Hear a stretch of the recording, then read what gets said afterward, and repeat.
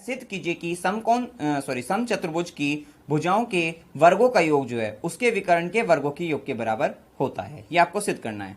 मतलब कि आपका एक सम चतुर्भुज है, हमने ले लिया जैसे ये, सपोज करिए, ठीक है, ये आपका जो है सम चतुर्भुज है, ले लीजिए आप, ठीक है, ये हो गया आपका, ठीक है, ये ए, ये बी, ये सी और ये आपका डी पॉइंट हो गया, ठीक है।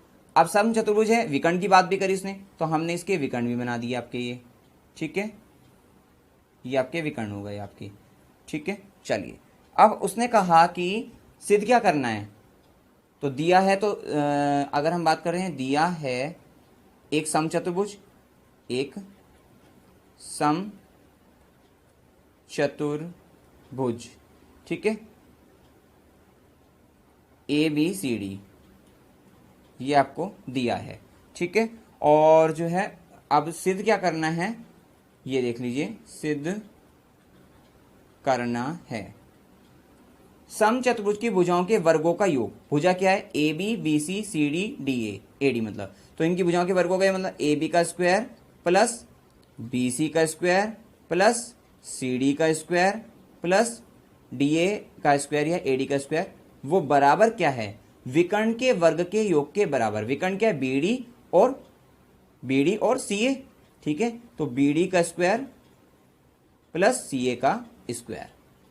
क्लियर हो गई इतनी बात, ये आपको सिद्ध करना है, ठीक है। अब हम देखते हैं हल किस तरह से करते हैं।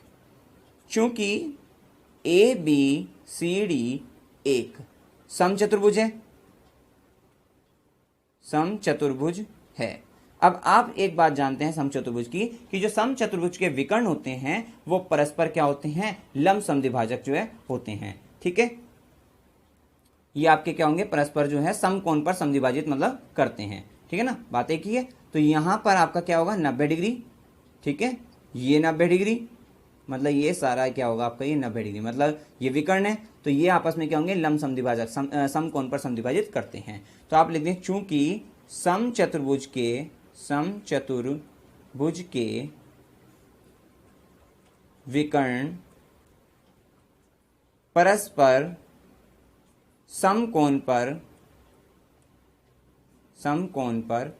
समद्विभाजित करते हैं, समद्विभाजित करते हैं, ठीक है। तो ये बात आपको याद रहनी चाहिए हमेशा समचतुर्भुज के बारे में, ठीक है। चलिए, जब ये 90 डिग्री आपका आ गया, ठीक है ना, कि ये 90 डिग्री हो गया, ये भी 90 डिग्री हो गया, अब हमें क्या करना है, आपने देखा कि यहाँ पे जो सिद्ध करना है उसमें ए बी की भी बात है, बी सी की भी बात है, सी डी की बात है, डी ए की बात है, इन सब की बात है और विकर्ण की बात है, इसको बीच में ले लेना ओ बिंदु, ठीक है ना। तो हमने देखा जब हमें ए बी लेना तो हम ये वाला त्रिभुज ले लेते हैं ना, 90 डिग्री है, सीधी सी बात है, और वर्ग हो रहा है, इसका मतलब क्या होगा, पाइथागोरस प्रमेय लगा देंगे, फिर यहाँ पे भी पाइथागोरस प्रमेय लगा देंगे, फिर यहाँ पे भी लगा देंगे, फिर यहाँ पे भी लगा देंगे, सबको जोड़ देंगे, आंसर आ जाएगा आपका, ठीक है ना। तो सबसे पहले हम ले लेते हैं जो है, अब समकोण त्रिभुज हो गए, तो समकोण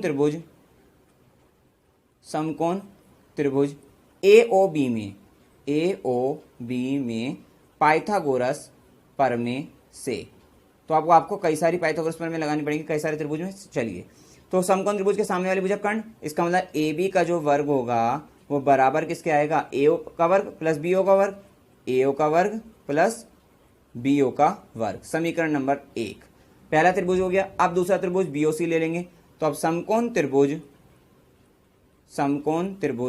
बी ओ सी में पाइथागोरस प्रमेय से। क्लियर हो गया इतना, सब समझ में आ रहा है ना, ठीक है। तो बीओसी में, तो समकोण त्रिभुज के 90 डिग्री सामने वाले भुजक कर्ण, तो अब क्या, बीसी का जो वर्ग होगा वो बराबर होगा बीओ का वर्ग प्लस ओसी का वर्ग, बीओ का वर्ग प्लस ओसी का वर्ग। समीकरण नंबर 2, ठीक है। इसी तरह से तीसरे वाले में देखते हैं अब, समकोण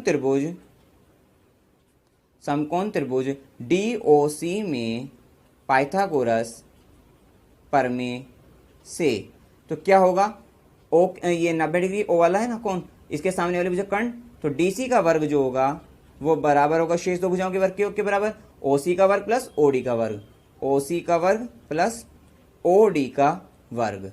ये हो गया, तीसरा हो गया समीकरण नंबर 3। चौथा बस एक रह गया कि समकोण त्रिभुज एओडी में पाइथागोरस पर में से क्या होगा यहाँ पे AD का वर्ग, क्योंकि 90 डिग्री के सामने भुजगखंड, AD का वर्ग बराबर क्या होगा ये OA का वर्ग प्लस OD का वर्ग। ठीक है, समीकरण नंबर 4।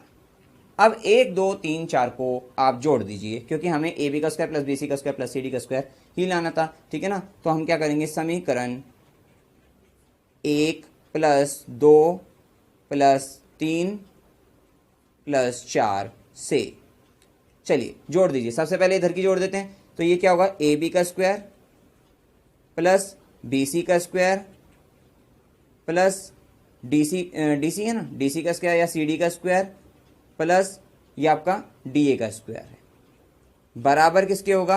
अब ये देखिए इन दोनों को लिखिए, तो ये OA का OA हो जाए ना, OA OB, तो OA का स्क्वायर प्लस OB का स्क्वायर प्लस, अब ये क्या होगा फिर से OB OC हो जाएगा, प्लस OB का स्क्वायर प्लस OC का स्क्वायर, फिर प्लस OC और OD हो जाएगा, प्लस OC का स्क्वायर